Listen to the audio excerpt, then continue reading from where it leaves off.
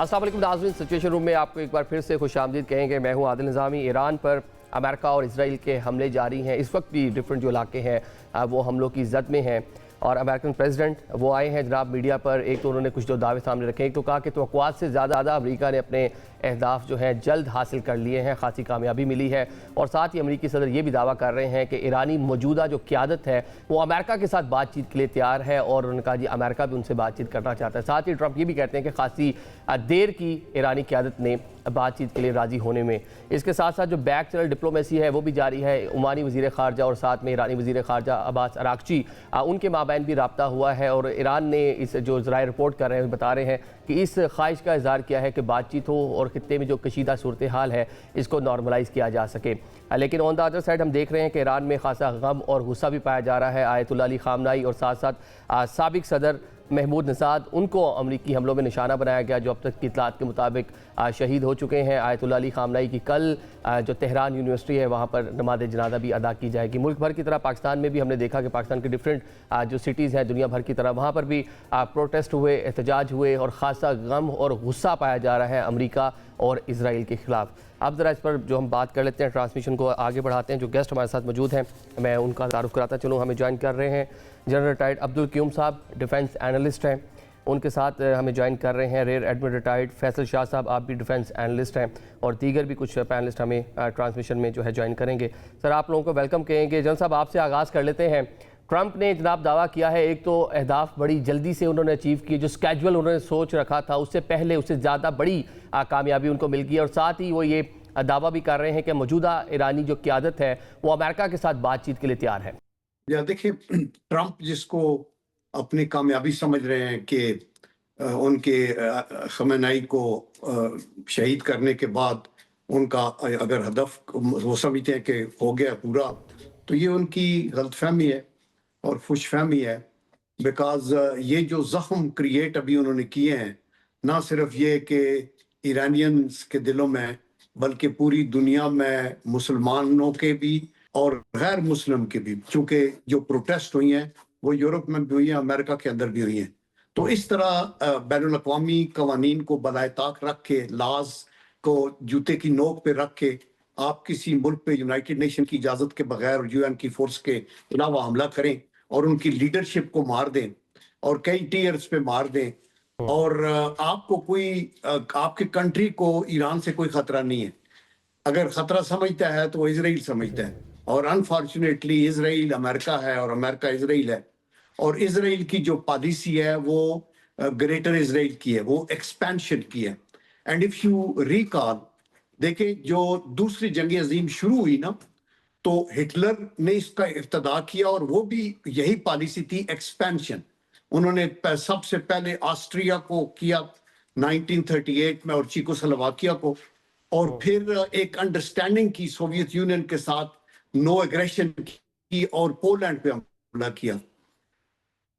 और इसके बाद फिर आपने देखा कि जो बरतानिया और फ्रांस उसके अंदर आगे और ये एक ऐसी हौलनाक जंग की जो है इब्तदा होगी जिसका नतीजा फिर हिरोशिमा और नागासाकी पे यूएन ये जो आपने न्यूक्लियर अटैक्स हुए, उस वक्त सिर्फ एक अमेरिका के पास न्यूक्लियर था और वो यूज हो गया।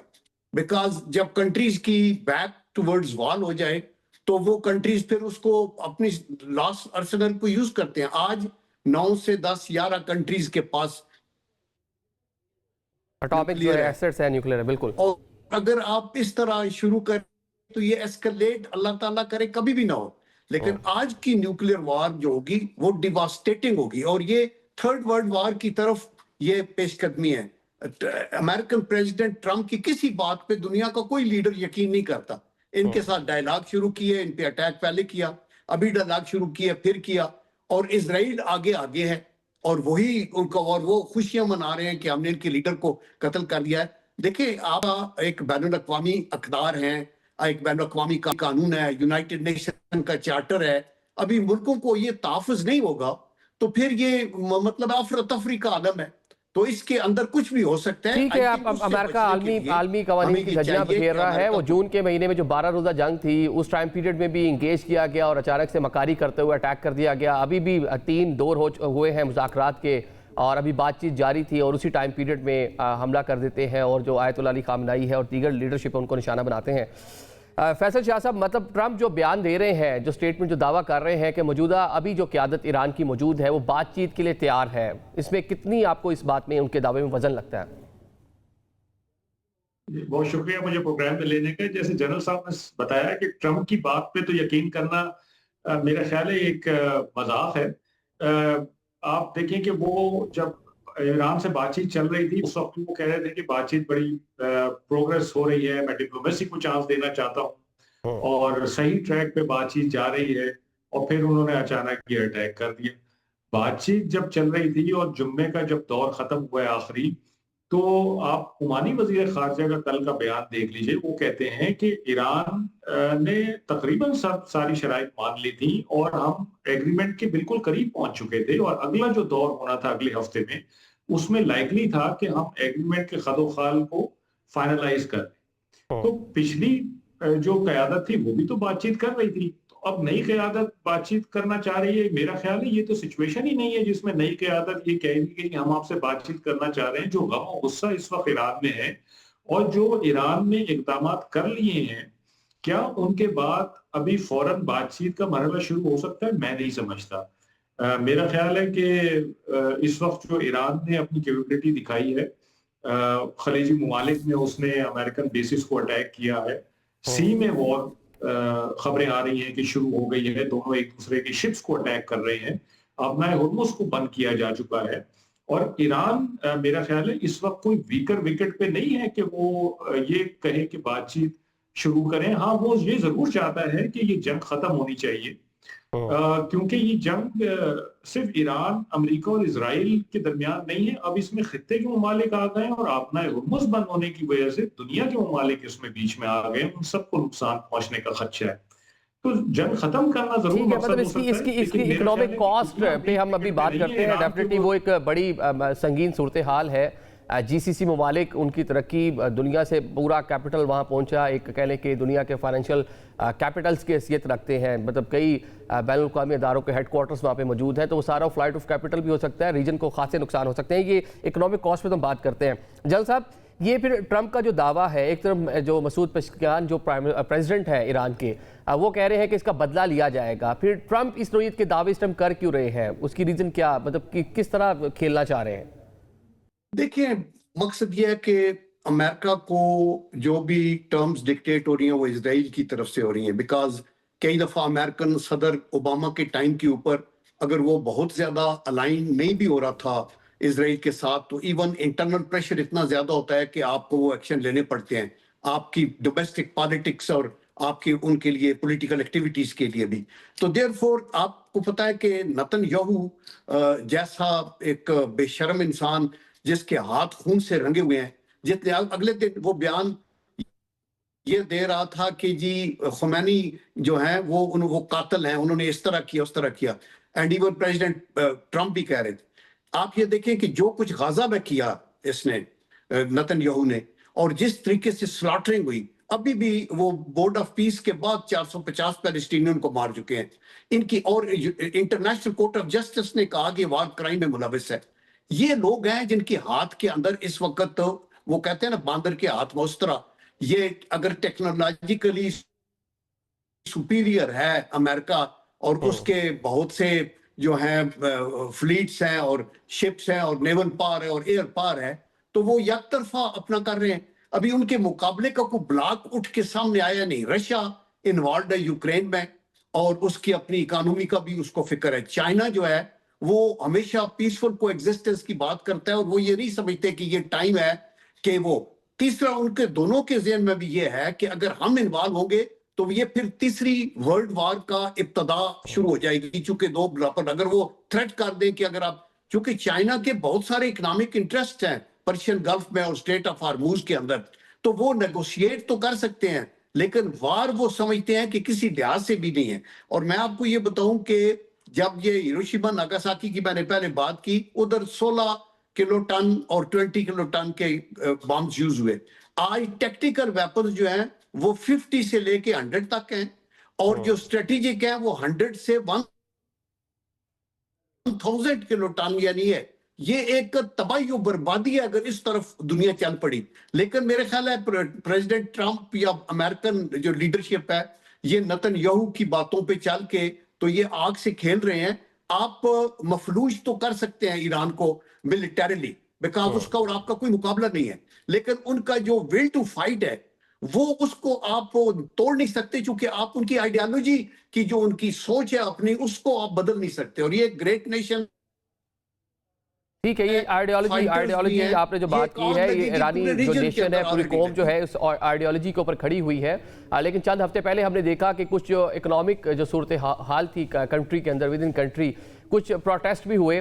اس ٹائم بھی پوری کوشش کی گئی اسرائیل کی جانب سے, امریکہ کی جانب سے اس کو ہوا دیں, اس ٹائم کوئی ہوا ملی نہیں. ابھی بھی نیتن یاہو اسی نوعیت کی چیزیں ایرانی عوام کے سامنے رکھ رہے ہیں. فیصل شاہ صاحب, نیتن یاہو کہتے ہیں کہ ٹائم آ چکا ہے, ایرانی جو قوم ہے وہ نکلے اپنے رائٹس کے لیے, اپنی آزادی کے لیے. تو یہ کہہ لیں کہ لوگوں کو بھی پرووک کر رہے ہیں. دیکھیں یہ لوگوں کو پرووک کر رہے ہیں, اور میں سمجھتا ہوں کہ ان کو بالکل انڈرسٹینڈنگ نہیں ہے کہ ایرانین سسٹم کیا چیز ہے اور ایرانین رجیم کا کیا سسٹم ہے. یہ جو رجیم ہے ایران کی, یہ سیریا کی طرح یا لیبیا کی طرح یا عراق کی طرح یا وینیزویلا کی طرح نہیں ہے کہ آپ نے ٹاپ مین کو ہٹا دیا تو پوری رجیم بیٹھ جائے گی اور آپ ایک نیا گورنمنٹ کا سسٹم لے آئیں گے. یہ بڑا مربوط سسٹم ہے جو ریولوشن کے بعد آیا ہے, اور بڑا اسٹرکچر اور بڑا آرگنائز قسم سے یہ نیچے تک گیا ہوا ہے. اگر میں آپ کو مثال دوں پاکستان کے سسٹم کے حساب سے تو یہ تقریباً یوسی لیول تک یہ سسٹم گیا ہوا ہے ان کے, اور بڑا اسٹرکچرڈ اور آرگنائزڈ ہے.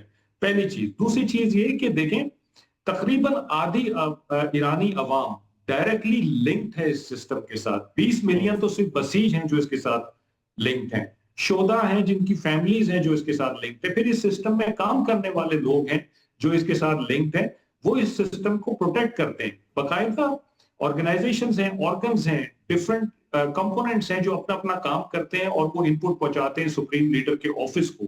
سپریم لیڈر ایک بندہ نہیں ہے, وہ ایک انسٹیٹیوشن ہوتا ہے, اور وہ ایک پولیٹیکل فگر بھی نہیں ہوتا, بلکہ وہ ایک ریلیجیس فگر بھی ہوتا ہے جس کی فالوئنگ ہوتی ہے. تو سپریم لیڈر کے پاس یس یہ اتھارٹی ہے کہ وہ یس یا نو کرے, لیکن اس کے پاس انپٹ نیچے سے آتی ہے پوری پروسیس ہو کے, ریفائن ہو کے. اب آپ دیکھیں کہ انہوں نے سپریم لیڈر کو ہٹا دیا ہے خامنہئی صاحب کو, لیکن فوراً ہی مجلس ایک بن گئی ہے, کمیٹی بن گئی ہے, اور وہ نئے سپریم لیڈر کو اپوائنٹ کرے گی, سلیکشن کرے گی اور اپوائنٹ کرے گی. تو ایک سسٹم ہے جو پورا چل رہا ہے, اور اس سسٹم کو ختم کرنا it is not very easy. دوسری چیز, جب بھی آپ کہیں رجیم چینج کرنے کا سوچتے ہیں تو پہلے ایک آلٹرنیٹ سسٹم بناتے ہیں, ایک آلٹرنیٹ لیڈرشپ بناتے ہیں. وہ تو یہاں پہ کوئی ہے نہیں. حالت یہ ہے ٹرمپ صاحب کی اور نتن یاہو کی کہ وہ عوام کو کہہ رہے ہیں کہ جب اوپر سے لیڈرشپ ہٹ جائے تو تم جا کے قبضہ کر لو. تو عوام میں کون قبضہ کرے گا, کون پریزیڈنٹ بنے گا؟ رضا پہلوی کو بھی جب پروٹیسٹ ہو رہے تھے اس ٹائم پیریڈ میں پلانٹ کرنے کی کوشش کی گئی, ابھی دوبارہ سے بھی وہ ایکٹیو نظر آتے ہیں, لیکن اس طرح سے ود ان ایران کوئی پذیرائی ہے نہیں ان کے لیے, کوئی گنجائش ہے نہیں, عوام میں ایکسیپٹنس نہیں ہے عوام میں. جی, رضا پہلوی کی بات کر رہے ہیں, جب پروٹیسٹ بھی ہو رہے تھے چند ہفتے پہلے تک, اس ٹائم پیریڈ میں بھی ان کی لانچنگ کی کوشش کی گئی, ان کو پلانٹ کرنے کی کوشش ہوئی, لیکن کچھ خاطر خواہ نہیں مل سکا. ابھی دوبارہ سے وہ ایکٹیو ہوئے ہیں, لیکن ود ان ایران. جی میں آپ کو بالکل یہی بتا رہا ہوں کہ ان کی بالکل غلط انڈرسٹینڈنگ ہے. ایرانیئنز جب پروٹیسٹ کرتے ہیں اپنی گورنمنٹ کے خلاف تو وہ ان سے ڈیمانڈ کرتے ہیں جو بھی ان کے گریونسز ہوتے ہیں, جیسے کسی بھی ملک میں ہوتا ہے. لیکن باہر کی دنیا میں یہ سمجھا جاتا ہے کہ جب بھی پروٹیسٹ ہو رہے ہیں تو وہ رجیم چینج کی بات ہو رہی ہے, اور یہ بڑا نادر موقع ہے. ایرانی چاہتے ہیں کہ اس رجیم سے ہم جان چھڑا لیں. ایسا نہیں ہے. ایرانی یہ کہتے ہیں کہ آپ کے پاس جو بھی پیسے ہیں آپ ہمارے اوپر خرچ کریں, آپ دوسرے ملکوں میں اور پراکسیز پہ خرچ نہ کریں. یہ ان کا آرگومنٹ ہے. ان کا یہ آرگومنٹ کبھی بھی نہیں رہا کہ آپ امریکہ کے ساتھ معاہدہ کر لیں, آپ اسرائیل کے ساتھ معاہدہ کر لیں, آپ گھٹنے ٹیک دیں, آپ فلاں سے پیسے لے لیں. ایسا کوئی معاہدہ ان کا کبھی نہیں رہا ہے, اور وہ کبھی نہیں چاہتے ایرانی کہ ان کے اور گورنمنٹ کے بیچ میں کوئی تیسرا فریق آ جائے اور آ کے ان کی مدد کرے اور گورنمنٹ کو ریموو کر دے اور ان کی ڈیمانڈز منوا دے. کچھ سیکشن ہے, ہر ملک میں ہوتا ہے, حامی بھی ہوتے ہیں اور مخالف بھی ہوتے ہیں, تو کچھ سیکشن ضرور ایسا ہے جو کہ مخالف ہے بہت زیادہ اس رجیم کا. لیکن وہ زیادہ تر وہ لوگ ہیں جو باہر بیٹھے ہوئے یا جو باہر جانا چاہتے ہیں. میں نے آپ کو بتایا ہے کہ 90 ملین میں سے تقریباً 50% لوگ تو وہ ہیں جو ڈائریکٹلی لنکڈ ہیں اس گورنمنٹ اور سسٹم کے ساتھ. وہ تو کبھی نہیں چاہتے کہ یہ سسٹم ختم ہو, اور خاص طور پہ وہ تو کبھی کوئی ایرانی یہ نہیں چاہتا کہ امریکہ یا اسرائیل آ کے इस सिस्टम को खत्म करके और कोई और पपेट यहाँ पे बिठा दे।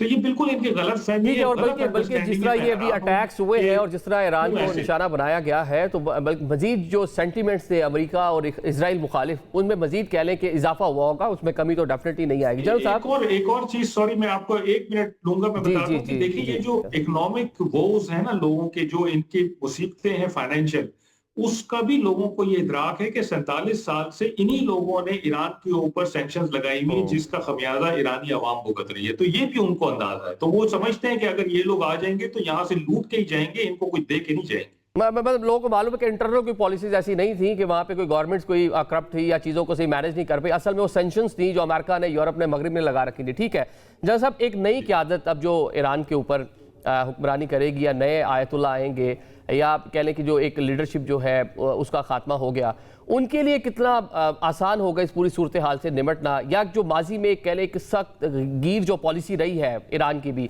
वो उसी पॉलिसी के ऊपर अमल पैरा रह पाएंगे या कुछ उसमें तब्दीली आ सकती है? देखिए, ईरान हमेशा डायलॉग को प्रमोट करता रहा है और एनकरेज भी किया है, और दे वर रेडी, लेकिन साथ साथ वो बार बार कहते रहे कि ये जो है नाकाबिले एतबार है लीडरशिप अमेरिका की, और इससे पहले भी हमें डायलॉग में लगा के इन्होंने हमारे ऊपर अटैक किया और करवाया इसराइल से, और अभी भी करे, इसलिए वो कॉशियस तो होंगे, but at the same time dialogue पे अंगेज होना जो है वो तो हर मुल्क ये चाहता है। कौन चाहता है कि लड़ाई हो और तबाही हो? लेकिन अभी तक जो अमेरिका और इसराइल ने किया है, आई डोंट थिंक सो कि इनकी कोई क्रेडिबिलिटी बैन अवी सतह पे रही है। ईस्ट से वेस्ट आप देखिए, नाटो कितना स्ट्रांग ब्लॉक था, उसके अंदर उनके लोगों का जो है वो इख्तलाफात, फ्रांस के अलग बयान आ रहे हैं, उसके अलग बयान आ रहे हैं, डेनमार्क का मैं ग्रीनलैंड पे कब्जा करूंगा, ये वो, तो इसलिए इनकी क्रेडिबिलिटी नहीं रही। बट जो नई लीडरशिप आएगी, ऑब्वियसली उनकी स्ट्रेंथ जो है वो उनके ओहदे नहीं है ईरान में, उनकी स्ट्रेंथ पब्लिक की एस्पायरेशन है, पब्लिक की जो उनके साथ एक कमिटमेंट है वो है। मुल्कों के अंदर देखिए ना, एक स्ट्रांग ब्लॉक भी उठ सकता है जो मुल्क की हुकूमत की पॉलिसियों की मुखालफत करे, लेकिन कोई बैनुल अक़वामी कानून इसकी इजाजत नहीं देता कि एक और मुल्क आए और वो कहे चूंकि यहाँ प्रोटेस्ट हो रहे हैं तो इसलिए आके तो हम रिजीम चेंज कर देते हैं। ये कौन होते हैं? कौन सा कानून आपको इजाजत देता है? और क्या यार्ड स्टिक है कि हुकूमत जो है वो अनपॉपुलर है और फिर उसकी क्या अथॉरिटी है कि आप जाके करें? और ईरान की तो पोजीशन बिल्कुल डिफरेंट है, वो आपस में जरूर कहते रहेंगे कीमतें बढ़ी हैं, जैसे हम बाकी मुस्लिम ममालिक के अंदर भी हमारे मुख्तलिफ, लेकिन जब बात आ जाती है आपकी सोवरेनिटी, टेरिटोरियल इंटेग्रिटी और आपकी सर्वाइवल एज ए नेशन, तो फिर कौमें इकट्ठी होती हैं। तो इसलिए मेरे ख्याल में ये उनकी भूल है। और नई जो एक 3 लोगों की जो उसमें प्रेसिडेंट भी है और 2 और भी हैं, एक कमेटी बनी है, एक काउंसिल भी बनी है, वो बड़ा सिस्टमैटिकली चलने वाला मुल्क है और वो अपनी जान निसार कर देंगे। खुमैनी की भी लास्ट स्पीच ये थी कि शहादत के मैं ख्वाहिशमंद हूं, लेकिन हम अपने असूलों से पीछे नहीं हटेंगे, और आपने देखा कि उन्होंने अपनी जान दे दी। ईरान के साथ वेस्ट ने और स्पेशल अमेरिका ने 1951 में भी ये किया था, जब मुसद्दक की इलेक्टेड हुकूमत को हटा के, और उस वक्त इन्होंने वहां जाके तेल की कंपनियों के ऊपर कब्जा वगैरह कर दिया। इनकी हिस्ट्री तो ब्लंडर से भरी हुई है और इस तरह की जारियत से भी भरी हुई है। आप देखिए कि क्या लिबिया का सदर जो कर्नल कदाफी वो पॉपुलर नहीं था, या सद्दाम हुसैन अपने मुल्क में पॉपुलर नहीं था, लेकिन प्रॉब्लम ये नहीं था कि वो क्या कर रहे हैं, प्रॉब्लम ये था कि उनके पास तेल के जखीरे हैं, कंपनियां हैं, उनके ऊपर हमने काबू करना है। और अभी भी बैनुल अक़वामी सतह के ऊपर सारी मूवमेंट जो है वो इकोनॉमिक इंटरेस्ट्स के ऊपर है और अपनी थानेदारी के लिए है। आप जो पॉलिसी इस्तेमाल कर रहे हैं वो गलत है, अपनी क्रेडिबिलिटी को बेटर करें। अभी जो यूनिपोलर वर्ल्ड का वो ऑर्डर है वो इन डिसअरे है, और आज अभी जो टोटली पैरालाइज्ड आपका सिस्टम हो गया है, ओवरऑल जो ऑर्डर है वो बैनुल अक़वामी ऑर्डर एक कोलैप्स हो चुका है। इस टाइम पे यूनाइटेड नेशन तो बेवकूफ होगी। ट्रम्प ऑर्डर इस टाइम ऐसा नजर आ रहा है, जो चाह रहा है अमेरिका वो कर रहा है। डिसऑर्डर, इसको ट्रम्प डिसऑर्डर कहें। चलें जी, ट्रम्प डिसऑर्डर जो है उसके तहत दुनिया को चलाया जा रहा है। शाह साहब, नई क़यादत ईरान पर अब आएगी, वहाँ पर आकर मामला को संभालेगी। आयतुल्लाह अली ख़ामनेई साहब 1989 से इस ओहदे पर सुप्रीम कमांडर की हैसियत से फाइज थे और एक कंट्रोल था اور انہوں نے اچھا برا سارے ٹائم دیکھ لیے. ایک مضبوط شخصیت تھے. نئی آنے والی جو قیادت ہے, جس طرح ہم نے دیکھا کہ حزب اللہ لبنان میں موجود تھی, لیکن نئی جو قیادت آئی حسن نصر اللہ کے بعد, وہ تھوڑا سا کہہ لیں کہ اس طرح سے جس طرح ایکٹیو تھی یا اس طرح جس طرح اگریسو تھی, چیزوں کو ویسے لے کر نہیں چل پائی. کیا نئی جو ایران میں قیادت آئے گی وہ آیت اللہ کو اس طرح سے ریپلیس کر پائے گی؟ علی خامنہئی صاحب کو, وہ ایک مضبوط شخصیت کے مالک تھے, ایک کہہ لیں کہ ہارڈ فیصلے کر لیتے تھے, ان فیصلوں کے اوپر ڈٹ جاتے تھے. تو آنے والی جو قیادت ہے اس کے لیے مسائل نہیں ہوں گے کہ امریکہ کی جانب سے جس طرح کہا جا رہا ہے کہ اب کون فیصلہ ساز ہے ہمیں معلوم ہے, وہ بھی ہمارے نشانے پہ آ سکتے ہیں, ایک ڈر اور ایک خوف, ایک فیئر کا ایلیمنٹ بھی آ سکتا ہے یہاں پہ؟ دیکھیں, یہ جو ایران میں سسٹم ہے نا, یہ آئیڈیولوجیکل ایک فلسفی ہے, ایک آئیڈیولوجیکلی بیس سسٹم ہے, اور اس میں زندگی اتنا معنی نہیں رکھتی جتنی اچھی موت معنی رکھتی ہے. تو اسی لیے آپ نے دیکھا کہ ان کے جو سینئر ملٹری لیڈرز ہیں, پولیٹیشینز ہیں, یہ لوگ مرتے جاتے ہیں, شہید ہوتے جاتے ہیں, لیکن ان کے پیچھے دوسری کھیپ آ جاتی ہے اور وہ اس کو ٹیک اوور کر لیتی ہے. جو آئیڈیولوجیکل سسٹم ہے, جو تھنکنگ ہے, وہ وہی چلتی رہتی ہے اور اسی طرح سے ڈیسیجن میکنگ ہوتی رہتی ہے. ہاں, یہ پرابلم ضرور ہے ایران میں کہ جو اکنامک ایشوز ہیں ان کو ریزالو کرنا ہے, اور وہ بغیر سینکشنز کے اٹھے ہوئے نہیں ہو سکتے ریزالو. اس کے لیے کوئی ایگریمنٹ کرنا ضروری ہے. اور اسی وجہ سے یہ جو پچھلی حکومت تھی, یہ ایز پر عمانی فارن منسٹر چیزوں پہ مان گئے تھے, اور یہ ڈسکشن صحیح ڈائریکشن میں جا رہی تھی, نیگوسیشنز, اور جلد ہی یہ لوگ کوئی ایگریمنٹ کنکلوڈ کرنے والے تھے, لیکن اس کو سیبوٹیج کر دیا گیا. اب اس ساری چیز, سارے ایپیسوڈ کے بعد آپ مجھے یہ بتائیے کہ کوئی بھی گورنمنٹ آ جائے, اس کے پاس کتنی کوئی آپشن ہے کہ وہ امریکہ سے بات کرے اور وہ یہ امید کرے کہ ایک ایگریمنٹ ہو جائے گا امریکہ سے, امریکہ دوبارہ اس قسم کی کوئی حرکت نہیں کرے گا جس طرح کی اس نے ابھی کی ہے. تو بہت زیادہ کمپلیکس سچویشن ہے, پرابلمز بھی ہیں, ان پرابلمز کو حل کرنا ہے, اس کی ول بھی ہے, لیکن آگے امریکہ کا جو کریڈیبلٹی ہے جو کہ ہرٹ ہو چکی ہے, اس کے ساتھ کیسے نیگوشیٹ کیا جائے گا, یہ نئی آنے والی لیڈرشپ کے لیے ایک بہت بڑا چیلنج ہوگا. جہاں تک ایران کی سوچ کی بات ہے, میرا خیال ہے اس میں کوئی چینج نہیں ہوگا, کیونکہ وہ ایک پورا آئیڈیولوجیکل پروسیس ہے, وہ اسی کو لے کے آگے چلیں گے. ایران کا اسی طرح کا پروفائل رہے گا, لیکن ہاں, چیلنجز کو کیسے نیگوشیٹ کرنا ہے, میرا خیال ہے کہ یہ ہم کو دیکھنا پڑے گا. اپنی عوام کی طرف بھی دیکھنا پڑے گا, امریکہ کی طرف بھی دیکھنا پڑے گا. سر, یہ ایک اپڈیٹ بھی ہے, ذرا اس پہ بھی آپ کا میں تبصرہ چاہوں گا, کیونکہ آپ کی ایکسپرٹیز ہے, آپ پاکستان نیوی میں اپنی خدمات جو ہے سر انجام دے چکے ہیں. ابراہیم لنکن کے اوپر اٹیک کیا گیا تھا آج ایران کی جانب سے, میزائل داغے گئے تھے, انہوں نے اس کو اس طرح سے ہٹ نہیں کر پائے, مطلب پاس بھی نہیں پہنچ پائے, یہ امریکن دعویٰ کر رہے ہیں. لیکن آن دا ادر سائڈ ایرانی بحریہ کے 9 جو کہہ لیں کہ بحری جہاز ہے ان کو تباہ کر دیا گیا ہے. آل دو اسٹریٹ آف ہارمز کے اندر ٹریفک جو ہے بالکل چوک ہے, بند ہے, اس کی اکنامیکل کاسٹ پوری ریجن کو, پوری دنیا کو دیکھنی پڑے گی. لیکن ایران کی جو بحری طاقت کے حوالے سے ہم بات کرتے تھے کہ ان کے پاس وار بوٹس ہیں, وہ ایک پورا سوام کی صورت میں جائیں گے تو ابراہیم لنکن کو بھی وہ ڈیمیج کر سکتے ہیں. تو اب تو ٹائم آن پہنچا ہے کہ اس طرح کی جو ساری پاورز تھیں اس کا استعمال کیا جائے. تو کتنا ڈیمیج کر سکتی ہے ایرانی بحریہ امریکن نیوی کو؟ جی, بہت آپ کا ریلیونٹ سوال ہے اس وقت. دیکھیں, ایران کے پاس 2 نیویز ہیں. ایک اس کے پاس ارتش نیوی ہے جو کہ ریگولر نیوی ہوتی ہے کسی بھی ملک کی, جس میں بڑے جہاز ہوتے ہیں, سب میرینز ہوتی ہیں, بڑے پلیٹ فارمز ہوتے ہیں, وہ ایک نیوی ہے. دوسری ایک نیوی ہے پاسداران انقلاب کی نیوی, جو کہ ایسیمیٹرک وارفیئر کرتی ہے, اور وہ زیادہ تر پرشین گلف اور اسٹریٹ آف ہرمز میں رہتی ہے, اور اس کا کام یہ ہے کہ پرشین گلف اور اسٹریٹ آف ہرمز میں اپنی ڈومیننس قائم رکھے. یہ جو ارتش نیوی جس کا میں نے پہلے ذکر کیا, یہ باہر سی میں جاتی ہے, اور یو ایس نیوی جن جہازوں کی بات کر رہی ہے وہ ارتش نیوی کے جہاز ہیں جن کو وہ ہرٹ کر سکتے ہیں, کیونکہ یہ جو ارتش نیوی ہے اس کا اور یو ایس نیوی کا کوئی مقابلہ نہیں ہے.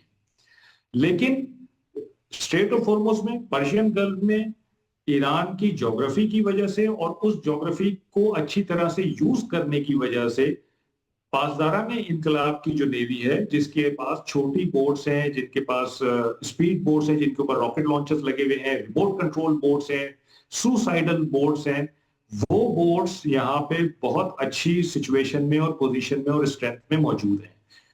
یو ایس نیوی اس علاقے میں داخل نہیں ہو سکتی, اگر ہوگی تو اس کو بہت ڈیمیج ہوگا. تو یو ایس نیوی باہر سی میں ہی کھڑی رہے گی, اوپن سی میں, اوشن میں, عربین سی میں, اور وہاں سے وہ میزائل وارفیئر کر سکتی ہے، ڈرون وارفیئر کر سکتی ہے، ایئر کرافٹ اڑا سکتی ہے.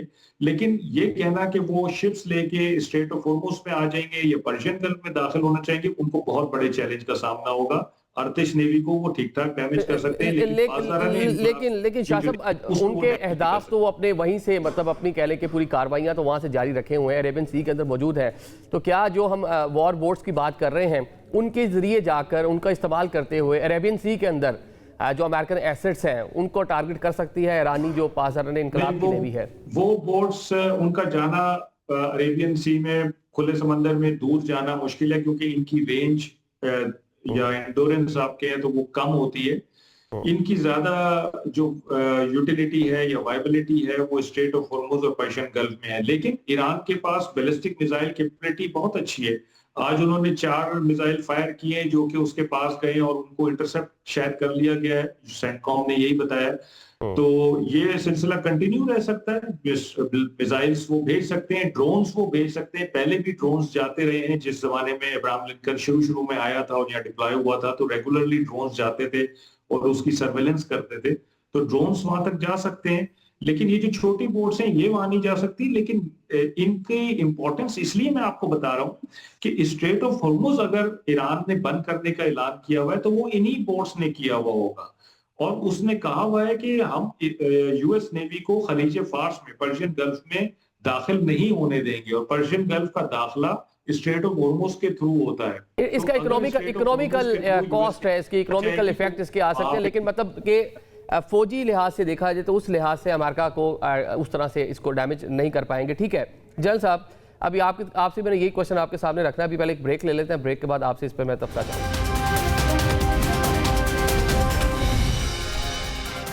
Welcome back after the break. Transmission میں آپ کو ایک بار پھر سے خوش آمدید کہتے ہیں. بریک سے پہلے ہم جس طرح بات کر رہے تھے کہ ایرانی جو نیوی ہے وہ کس طرح سے امریکن جو ایسٹس ہیں جو اس ٹائم بحیرہ عرب میں موجود ہے، جن کے ذریعے پوری جو کارروائی امریکہ کی جانب سے کی جا رہی ہے، نشانہ بنایا جا رہا ہے، اس چیز کے دعوے آ رہے ہیں، کس طرح ان کو نقصان پہنچا سکتے ہیں. جنرل صاحب، ایک تو ایرانی نیوی کی کیپیبلٹی بتا دی فیصل شاہ صاحب نے، لیکن اوورآل اگر ایرانی فوج کی ہم دیکھیں، اس کی استطاعت کار دیکھیں کہ کتنا وہ ڈیمیج کر سکتی ہے، کتنی قوت ہے اس کے پاس. ہم نے دیکھ لیا کہ میزائل جا کر درجنوں جاتے ہیں، چند ایک جا کر ہٹ بھی کر رہے ہیں، مڈل ایسٹ کے اندر جا کے اسرائیل کے اندر بھی ہٹ کر رہے ہیں. لیکن جو بحری اثاثے ہیں امریکہ کے، ان کو ٹارگٹ کر سکتا ہے ایران اپنے میزائلز کے ذریعے؟ جی ہاں، دیکھیں فار شور یہ جو اسٹریٹ آف ہارموز ہے نا، یہ ایک باٹل نیک ہے اور یہ فیو کلومیٹرز کے اندر ہے، جس کے اندر سے یہ جہاز گزرتے ہیں اور پھر آگے یہ کھلتی ہے، پھر آگے بحرین، غالباً 3 کلومیٹر کا ایریا ہے جہاں سے یہ جہاز گزرتے ہیں، بتایا جاتا ہے. تو اس کے لیے ایک تو جیسے بتایا جا رہا تھا کہ ان کے پاس بوٹس ہیں جو سوئسائڈل بوٹس ہیں اور جو ضرور پرابلم کریٹ کر سکتی ہیں. سیکنڈ از کہ یہ انٹیگریٹڈ آپریشنز ہیں نا، اس میں صرف نیوی ایرانین کی اور امریکن کی کا تو کوئی مقابلہ نہیں. آف کورس کوئی مقابلہ، بیکاز ان کے پاس ایئر کرافٹ کیریئرز ہیں، لیٹسٹ جہاز ہیں. لیکن یہ ہے number 2 combined with this is the missile attack جو آپ بتا رہے تھے. یعنی وہ اگر پوری پرشین گلف کو کراس کر کے دبئی پہ اور ابو دھابی پہ اور آگے پیچھے فائر کر سکتے ہیں تو وہ کسی شپ کے اوپر بھی کر سکتے ہیں اگر ان کا کوئی شپ اندر ہے. تیسرا ایئر کا بھی ہے، وہ ان کے لیے مشکل ہے چونکہ ایئر سپریارٹی بھی امریکن کے پاس ہے.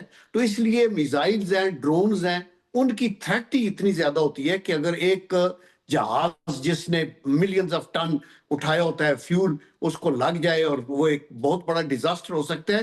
تو یہ صرف ڈیٹرنس کی وجہ سے بھی اس کو بند کیا جا سکتا ہے. تو that is what the Iranians are doing I think. ٹھیک ہے، اب اس کی جو اکنامک کاسٹ ہے ریجن میں، ان عرب ممالک، خلیجی ممالک، پوری دنیا سے وہاں پر لوگ آ کر بسے ہیں، ان کو محفوظ ترین مقامات سمجھے جاتے ہیں. یورپ، امریکہ سے لوگ وہاں پر آ کر کام کاج کر رہے ہیں، رہائش انہوں نے وہاں پر آ کر اختیار کی ہے. اگر یہ جنگ کچھ عرصہ تک مزید جاری رہتی ہے تو یہ عرب ریاستوں پہ اس کا کتنا اثر ہوگا، ان کی اکانومی پہ کتنا اثر ہوگا جنرل صاحب؟ دیکھیں یہ بڑا امپورٹنٹ کوشچن ہے اور بڑا فنڈامنٹل کوشچن ہے. یہ جو جی سی سی کی کنٹریز ہیں یہ اتنی خوش تھیں امریکہ کے کہ امریکہ کی سیکیورٹی ہمیں ملی ہوئی ہے، اور دیٹ از دی ریزن کہ انہوں نے ساری بیسز دی ہوئی ہیں. آج امریکہ کی دنیا میں 800 کے تقریباً ملٹری بیسز ہیں، ان میں ایک کلسٹر بہت بڑا مڈل ایسٹ کے اندر ہے. تو لیکن جب آپ نے دیکھا کہ اسرائیل دندناتا پھر رہا تھا उसने नेबल्स को सारों को मारा, हमास वालों को लिया, अपने सीरिया इधर उधर करके लेबनान, और फिर फाइनली कतर के ऊपर आके हमला हुआ जहां अमेरिकन की बेस भी मौजूद थी। तो उससे फिर कॉन्फिडेंस शैटर हुआ। तो आपने देखा फिर सऊदी अरेबिया का पाकिस्तान से म्यूचुअल डिफेंस पैक्ट हुआ, और बाकी भी जीसीसी कंट्रीज जो हैं वो भी यही सोच रही थी कि हम अपनी सिक्योरिटी का क्या करें।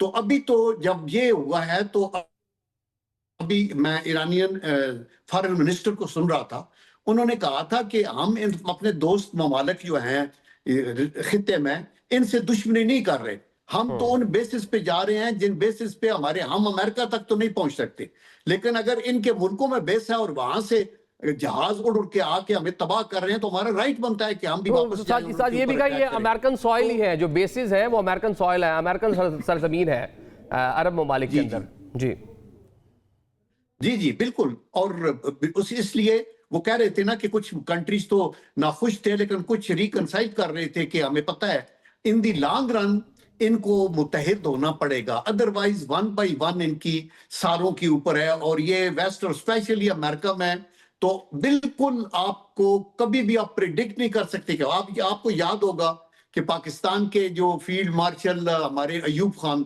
की कितनी पजीराई थी अमेरिका के अंदर, और जब ये इंडिया ने मशरकी पाकिस्तान पे हमला किया तो अमेरिका ने they started dragging their feet. अगर उनकी मर्जी ना होती या वो इनको आंखें दिखाते, देयर वाज नो क्वेश्चन कि बांग्लादेश की तरफ वो बनाने की बात है। इसके बाद ज़ियाउल हक का टाइम आया, यूज किया सब कुछ, खुशी, उनको बिलियंस ऑफ डॉलर दिए, एंड पे जब खत्म हुआ था उनका प्रेसलर अमेंडमेंट लगाई, सैंक्शनें लगा दी, F-16 जहाज रोक दिए, ये वो। आप देखें ये जो अपने परवेज मुशर्रफ साहब को रेड कारपेट उसके उनको अपने बुश ने आगे पीछे अपने प्राइवेट रेजिडेंस के ऊपर लेके गए, लेकिन जब वो खत्म हुआ मसला तो आपने देख लिया कि उन्होंने कहा कि आप जो हैं आप डबल गेम खेल रहे हैं, आप हकानियों की मदद कर रहे हैं, आप हमारे साथ सिंसियर नहीं है। तो इस तरह करके, तो इसलिए we have to watch out कि अमेरिका की तारीख जो है वो भरी हुई है। एक बाइडन आता है तो उसकी और पॉलिसी है, आइजनहावर 50 में था तो उसने पाकिस्तान को बहुत सा असला और बहुत सा दिया, लेकिन फिर बाद में आते रहे, और इवन बिल क्लिंटन की हम वेल डिस्पोज भी था। इवन देन जब मुझे याद है मैं उस वक्त मिलिट्री सेक्रेटरी था प्राइम मिनिस्टर हाउस में, कि जब हम व्हाइट हाउस में गए और हमने कहा जी F-16 हमारे हैं, हमने पैसे भी दिए हैं, उन्होंने कहा यस आपने पैसे दिए हैं और जहाज इधर हैं, तो ना पैसे वापस मिलेंगे ना जहाज मिलेंगे, बल्कि जिन हैंगर्स में जहाज खड़े हैं उनका किराया भी आपको देना पड़ेगा। तो मतलब है इस तरह का भी वो एटीट्यूड वहां, वो कहते हैं कांग्रेस नहीं मानती और कांग्रेस इज डोमिनेटेड बाय यहूद यहूद, और वो इस तरह का। तो इसलिए we have to be very careful Pakistan को भी, चूंकि डिक्लेयर्ड वो इजराइल ने कहा हुआ है कि हमारा जो दूसरा नंबर पे दुश्मन है वो पाकिस्तान है, और इजराइल की बात का समझ ले कि अमेरिका की बात है। इसलिए हमें किसी भी खुशफहमी में नहीं रहना चाहिए, हमें अपने ताल्लुकात तो बेहतर ठीक है। वो एक्सपेंशन की जो बात है वो तो हाल ही में जो अमेरिकी सफीर मौजूद है इजराइल में, उन्होंने भी बता दिया कि वो एक्सपेंशन किस तरह से इजराइल का वो जो क्लेम करते हैं हक है जी, मुकद्दस सरजमीन है और इनका हक है वो जहाँ तक जाए, और वो जो मैप है वो कहाँ तक जाता है वो अरब ममालिक में उसके अंदर आ जाते हैं। चलें, साबिक वफाकी वज़ीर इत्तलात फवाद चौधरी साहब हमारे साथ मौजूद है। फवाद साहब, आपको भी ट्रांसमिशन में वेलकम करेंगे। ये एक जो रीजन में जंग है, मिडल ईस्ट पूरा उसकी लपेट में आ चुका है, इसके इस पूरी रीजन के सियासी और मुआशी हालात पे क्या असरात पड़ते नजर आते हैं? देखिए, पहली बात तो आदिल ये है कि जो तेहरान तक पहुंचा है इजराइल और अमेरिका, ये कोई एक दिन में नहीं हुआ। इसकी एक बड़ी लॉन्ग टर्म जो स्ट्रैटेजी है वो बनाई है इजराइल ने, और उसके ऊपर बड़ी कामयाबी से उन्होंने उसके ऊपर अमल दरामद किया है। जो इससे पहले ईरान की जो असल ताकत थी वो एक्चुअली जो मिडिल ईस्ट के अंदर उनके असासे फैले हुए थे, प्रॉक्सीज फैली हुई थी, वो थे।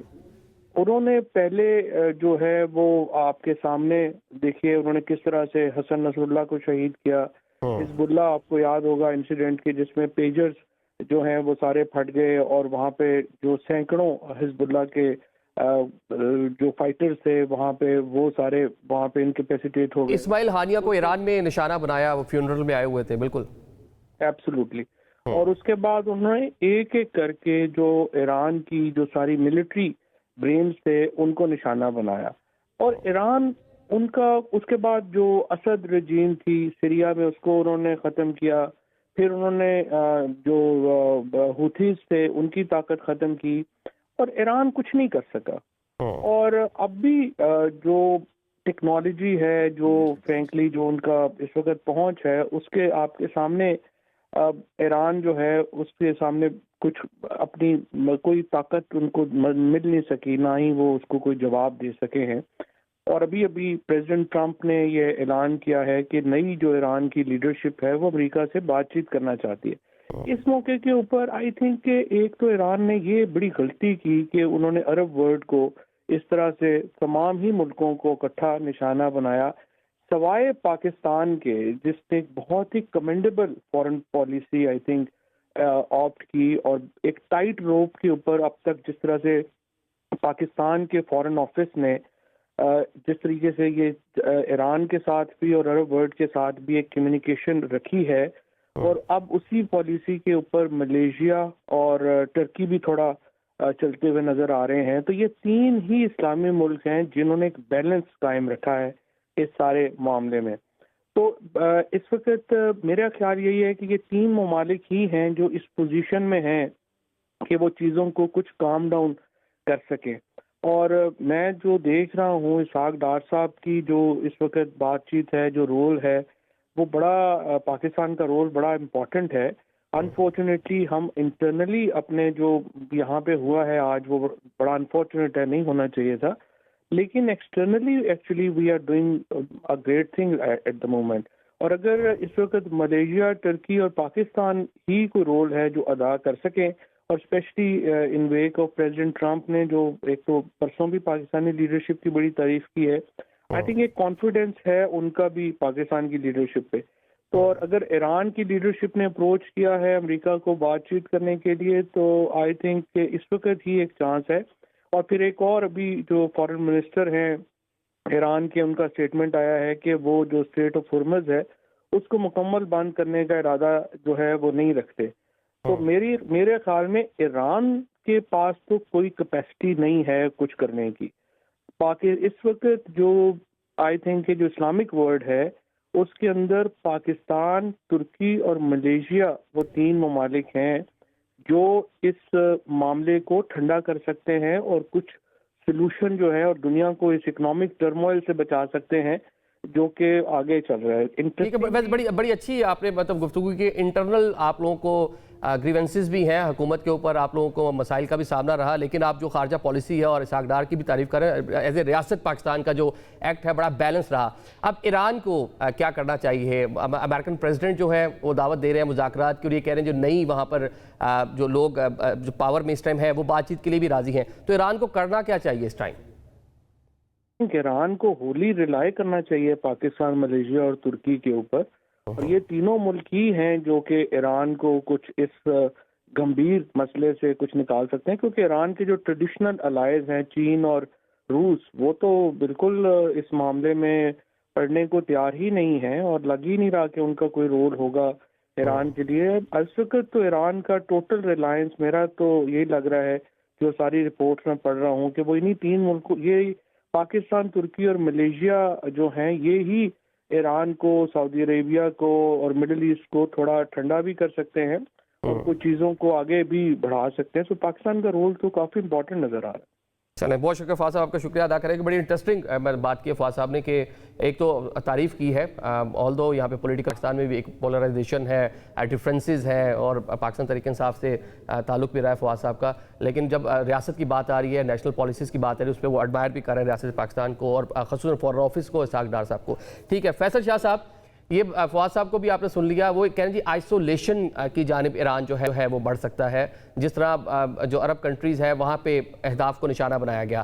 اب وہ اہداف جن کو نشانہ بنایا گیا، ایک ٹرسٹ تھا عرب ممالک کا دنیا کے اندر کہ بڑے سیف سمجھے جاتے ہیں، اس کی جو اکنومیکل کاسٹ ہے وہ خاصی بڑی ہے اگر یہ جنگ جاری رہتی ہے. تو ایران کس طرح اس کو بیلنس کر سکتا ہے تاکہ عرب ممالک کے ساتھ ٹائز بھی بہتر رہیں؟ آلدو یہ اسٹیٹمنٹ ایران کی جانب سے بھی جائز ہے کہ جب جہاز وہاں سے اڑ رہا ہے، میزائل وہاں سے آ رہا ہے، جو جگہ پہ آگے انیشیٹ ہو رہا ہے اس کو ٹارگٹ کرنا رائٹ ہے ان کا، لیکن پھر بھی عرب ممالک ہیں. آج سعودی عربیہ نے بھی ایرانی سفیر کو بلایا، احتجاج بھی ریکارڈ کروایا ان کے سامنے. دیکھیں، یو این چارٹر ایران کو یہ آتھورائز کرتا ہے کہ وہ امریکن بیسز کو جہاں کہیں بھی ہے ہٹ کرے.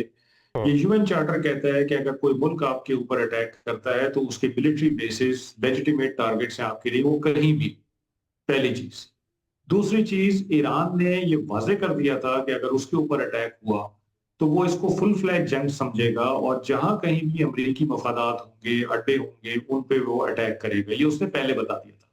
کل سیکیورٹی کونسل میں ان کے مندوب نے یہی بات دہرائی کہ تمام امریکی مفادات ہمارے لیجیٹیمیٹ ٹارگٹس ہیں، اور ایران نے اپنے نیبرز کو بھی یہی بتایا ہے کہ ہمارا آپ سے کوئی جھگڑا نہیں، ہم آپ پہ اٹیک نہیں کر رہے، لیکن جو امریکن ٹیریٹریز ہیں آپ کی ملک میں جو ہمارے خلاف استعمال ہو رہی ہیں، ہم ان کو اٹیک کر رہے ہیں. نہیں، ایران کا جو جواز ہے وہ آپ نے یونائٹڈ نیشن کا جو چارٹر ہے اس کا بھی آپ نے حوالہ دے دیا. کل ان کے جو امبیسڈر ہے، پرمننٹ ریپرزینٹیٹیو ہے، انہوں نے بھی اسی بات کو دہرایا ہے. لیکن جو اس کی کہہ لیں اکنامک کاسٹ ہے وہ تو عرب ممالک کو دیکھنا پڑ رہی ہے نا. یہ ساری چیزیں اپنی جگہ پہ موجود ہیں، لیکن شاید اس طرح سے انڈرسٹینڈ نہ کرے وہ ممالک. جب ان کی اپنی اکانومی ہل کر رہ جائے گی، لوگوں کا ٹرسٹ ختم ہو جائے گا، فلائٹ آف کیپٹل ہو جائے گا. میں آپ کو تھوڑا سا بتاتا ہوں جی، میں آپ کو اس کو تھوڑا سا بتاتا ہوں کہ یہ کیوں کر رہا ہے ایران. دیکھیں، ایک تو اس کا یہ غم و غصہ اور اس کا ریٹیلیشن ہے جو وہ امریکن بیسس کے خلاف کر رہا ہے، لیکن وہ ایک میسیجنگ کر رہا ہے. وہ ایک میسیجنگ عرب کنٹریز کے ساتھ کر رہا ہے کہ جس کے تعلقات یو ایس سے بہتر ہیں، جس کے تعلقات اسرائیل سے بہتر ہیں، اپنا ویٹ استعمال کریں اور ان کو سمجھائیں کہ یہ ہمارے خطے کے لیے بہتر نہیں ہے. یہ اس آگ میں سب کو لپیٹ لیا جائے گا. امریکہ کہیں اور سے آ کے یہاں جنگ کر رہا ہے، اس نے یہاں سے واپس چلے جانا ہے. جو پیچھے رہ جائے گی چیزیں وہ ہم لوگوں نے بھگتنی ہے. تو یہ ایک میسیجنگ کر رہا ہے. آبنائے ہرمز کو بھی بند کرنے کے اعلان سے ایران نے کیا کیا؟ اس نے ایک میسیجنگ کی ہے دنیا کے ساتھ کہ آپ لوگوں کو اپنا کردار ادا کرنا چاہیے اس قصے کو روکنے کے لیے، ورنہ آپ لوگوں کو بھی نقصان ہوگا. اس میں دنیا میں بہت سارے ملک ہیں جن کی معیشت اس سے افیکٹ ہوگی. تو اس لیے یہ میسیجنگ کا بھی ایک طریقہ ہے ایران کی طرف سے، اور میرا خیال ہے کہ اس میں کوئی قدغن نہیں ہے کہ ایران اگر اس قسم کے کام کر رہا ہے اور میسیجنگ کر رہا ہے تو بیسیکلی اس کا جو مدعا ہے وہ اس کانفلکٹ کے ریزولوشن کی طرف اس فوکس ہے. اس کا وہ چاہتا ہے کہ جلد سے جلد یہ ختم ہو جائے، اور بالکل ٹھیک ہے. مطلب کہ عرب ممالک اس کے اندر انوالو ہوں گے جب خود گھر میں اس کی حدت اور شدت اس جنگ کی فیل کریں گے تو شاید وہ بیک ڈور ڈپلومیسی کے لیے یا پھر امن کے لیے، مذاکرات کے لیے وہ بھی اپنا وزن ڈالے. ٹھیک ہے، آپ کا پوائنٹ آ گیا. مفتاح اسماعیل صاحب ہمیں جوائن کر رہے ہیں، جناب سابق وفاقی وزیر خزانہ. مفتاح صاحب، آپ کو بھی ٹرانسمیشن میں خوش آمدید کہیں گے. معاشی طور پہ کتنا ڈیمیجنگ ہوگا یہ جو جنگ ہے اس ٹائم؟ پوری مڈل ایسٹ کو اس نے اپنی لپیٹ میں لے رکھا ہے. میرے خیال سے پاکستان کے لیے اور پوری خطے کے لیے بہت زیادہ ڈیمیجنگ ہے معاشی طور پر. جو بات آپ کے معزز مہمانان بھی کر رہے ہیں کہ اسٹریٹ آف ہرموز اگر روک لی ایران نے یا اس کے اوپر قدغن لگا دی یا پابندی لگا دی، تو ویسے بھی آئی تھنک کل جب مارکیٹیں کھلیں گی تو خام تیل دنیا بھر میں بڑا مہنگا ہوگا. $70-80 تک پہنچ جائے تو کوئی بڑی بات نہیں ہے. اس سے پاکستان میں مہنگائی آئے گی، اور ہمارے بہت سارے پاکستانی بھائی جو ہیں وہ مڈل ایسٹ میں نوکری کرتے ہیں، دبئی میں نوکری کرتے ہیں، یو اے ای کے اندر، قطر وغیرہ کے اندر.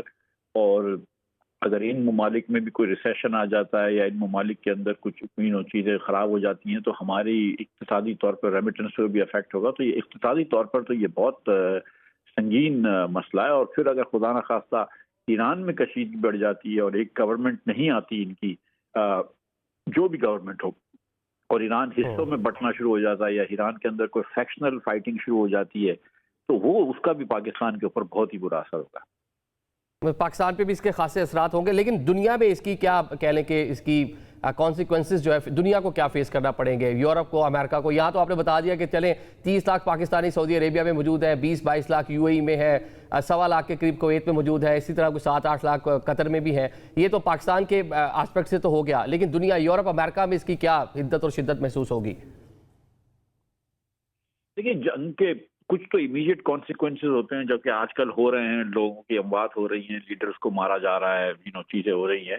لیکن جنگ کے سیکنڈ تھرڈ آرڈر افیکٹس بھی ہوتے رہتے ہیں تھوڑے دنوں بعد. لیکن دبئی کے اندر مارکیٹوں کا کیا ہوگا, دبئی کے اندر دنیا بھر کے انویسٹمنٹس آئے ہوئے ہیں, ان کا کیا ہوگا, یو اے ای کی سیکیورٹی کس طرح کی ہوگی, دیگر جو عرب ممالک ہیں, پرشین گلف ممالک, اس میں پاکستان کو چھوڑ دیں آپ, امریکہ یورپ وغیرہ سے کتنے لوگ ادھر انویسٹ کرتے ہیں, ان کا کیا ہوگا. تیل کی قیمت میں فرق ہو جاتا ہے, ریلیٹو پرائسز تیل کی بھی چینج ہو جاتی ہیں, منرلس کی چینج ہو جاتی ہیں. اس کے بعد ایونچولی چائنا اور رشیا جو ہے وہ جذبات میں ریئیکٹ نہیں کرتے جس طرح پاکستان کبھی کبھی کر دیتا ہے, لیکن چائنا کی بھی کوئی اس میں پالیسی ہوگی, وہ کیا پالیسی ہوگی. تو یہ بہت سارے آئی تھنک افیکٹس آئیں گے. اتنا آسان نہیں ہوگا کہ آپ نے ایران سے جنگ کی, وہاں پہ لیڈران مار دیے وغیرہ وغیرہ, اور پھر اس کا دنیا پہ افیکٹ نہ ہو. افیکٹ تو اس کا دنیا پہ آئے گا, اللہ خیر کرے. سب سے زیادہ افیکٹ جو ہے وہ برا جو ہے وہ ایران پہ آئے گا, خاص طور پہ اگر ایران جو ہے وہ مختلف حصوں میں بٹ گیا تو اس کا پھر افیکٹ ٹرکی پہ بھی جائے گا. وہ اس کا بھی نیبر ہے, وہ عراق کا بھی نیبر ہے, اور ہمارا بھی نیبر ہے, اور ہمارا بلوچستان اور ان کا سستان بلوچستان ساتھ ساتھ ہے. تو ہمیں بہت زیادہ یہ ہو کہ وہ چاہے وہ اسلامسٹ گورنمنٹ ہو یا کوئی اور ڈکٹیٹوریل گورنمنٹ ہو یا کوئی بھی گورنمنٹ ہو, لیکن ایک گورنمنٹ ہونی چاہیے ایران کی جو کہ ایران کے پورے ایران کے اوپر کنٹرول کرتا ہو, اور وہ مطلب ایران کو صحیح طریقے سے کنٹرول کر سکے. ٹھیک ہے, صاحب آپ کا شکریہ ادا کریں گے. دیگر مہمانوں سے کلوزنگ ریمارکس لے لیتے ہیں. جلال صاحب, کلوزنگ ریمارکس یہ بتائیں کہ موجودہ صورتحال میں ایک منٹ میں اس کو کنکلوڈ کیجیے گا کہ کیا ایران کے پاس اب آپشنز کیا ہیں, کس طرح ان چیزوں کو لے کر چلے, بیلنس ہو کر چلے تاکہ حالات اپنے بھی بہتر کر لے اور جو ہمسایہ ملک ہیں یا برادر اسلامی ممالک ساتھ موجود ہیں وہ بھی ناراض نہ ہو. کیا ایک بیلنسڈ اپروچ ہو سکتی ہے اس سچویشن سے نکلنے کے لیے؟ دیکھیں, ایران ایگریسر تو نہیں ہے, ایران کے اوپر تو اٹیک ہوا ہے اور یہ بین الاقوامی قوانین کی خلاف ورزی ہوئی ہے. ایران ہمیشہ اس فیور میں رہا ہے کہ ڈائیلاگ سے بات حل ہو سکتی ہے, اور وہ کچھ کنسیشن دینے پہ بھی تیار تھا. ابھی بھی جب کوئی ڈائیلاگ کی بات ہوگی تو آئی ایم شور کہ وہ اپنے اس موقف پہ قائم رہیں گے کہ ہم ڈائیلاگ تو کرتے ہیں, لیکن ہمیں یہ دیکھنا ہوگا کہ کوئی گارنٹی ہونی چاہیے کہ آپ ان ڈائیلاگ کو سیریسلی لیں. تو میرے خیال میں ایک تو وہ انکریج کریں گے. دوسرا, اسٹیٹ آف ہارموز کو بھی زیادہ دیر تک بند نہیں رکھا جا سکتا, چونکہ اس میں نہ صرف ریجنل کنٹریز اور نہ صرف یورپ اینڈ امریکہ بلکہ ویسٹرن یہ جو آپ کی چائنا اور رشیا, ان کی بھی بڑی سٹیکس ہیں. تو آئی ایم شور کہ اس کے اوپر بھی کوئی نہ کوئی حل نکل آئے گا. لیکن ان دی لانگ رن یہ بڑی ڈیمیجنگ پالیسی ہے, اور اس سے پورا ورلڈ کا جو آرڈر ہے وہ شیک ہو گیا ہے, بیکاز آپ کا جو بین الاقوامی قوانین ہیں ان کی دھجیاں اڑ گئی ہیں. اور جب دنیا کے اندر قانون جس کی لاٹھی اس کی بھینس والا ہوگا تو کوئی کنٹری بھی محفوظ نہیں ہے. تو میرے خیال میں they will have to sit together and give that regard and respect to the United Nations Charter, جس کے اوپر پوری دنیا ایگری کی ہوئی تھی. اور اگر اس پہ آپ ایگری نہیں کریں گے تو پھر جو اسٹرانگ ملک ہے دوسرے کو اڈاپٹ کرتا جائے گا. ٹھیک ہے شاہ صاحب, 30 سیکنڈ کلوزنگ ریمارکس. جی دیکھیں, ایران کے پاس جو آپشن تھی وہ اس نے ایکسرسائز کر دی ہے, اور اس نے خطے کے ممالک اور خطے سے باہر کے ممالک کو یہ باور کرا دیا ہے کہ آپ کے کردار کی ضرورت ہے, پہلی چیز. دوسری چیز میں یہ سمجھتا ہوں کہ اس تمام قضیے میں پاکستان کا کردار بہت اہم ہے. ہمیں لیڈنگ رول لینا چاہیے میڈیشن میں, کیونکہ اس وقت مئی 2025 کے بعد جو ہم پولیٹیکل اسٹیچر انجوائے کر رہے ہیں, جو ہم امریکہ سے قربت انجوائے کر رہے ہیں, ہم ایران کے ساتھ بھی رہتے ہیں, اس کو بھی جانتے ہیں, ہم خطے کے بھی ڈائنامکس کو سمجھتے ہیں, اور ہمیں یہ بھی پتا ہے کہ یہاں جو کچھ ہو رہا ہے وہ ہمارے اوپر بھی افیکٹ کرے گا. تو ہمیں لیڈ رول لینا چاہیے میڈیشن میں, اور ترکی اور ملیشیا کے بجائے میں سمجھتا ہوں کہ سعودی عرب کو ہمیں آن بورڈ لینا چاہیے, اس کا ویٹ زیادہ ہے. اور پاکستان اور سعودی عرب, ٹھیک ہے, مطلب یہ پاکستان کی مطلب اس موجودہ ٹائم میں سفارت بڑی اہم ہے. آپ معزز مہمانوں کا شکریہ ادا کریں کہ ہم دیکھ کر پرائم منسٹر پاکستان GCC ممالک کے جو سربراہان ہیں ان سے بھی رابطے میں ہیں, بلکہ ساتھ میں امریکن سے بھی بات چیت ہو رہی ہے. کوشش کی جا رہی ہے اس معاملے کو افہام و تفہیم سے حل کرایا جا سکے, اور پاکستان اس میں ایک امپورٹنٹ رول اس ٹائم پلے کرتا نظر آ رہا ہے. ٹرانسمیشن سے آج ہمیں اجازت دیجیے. اللہ حافظ.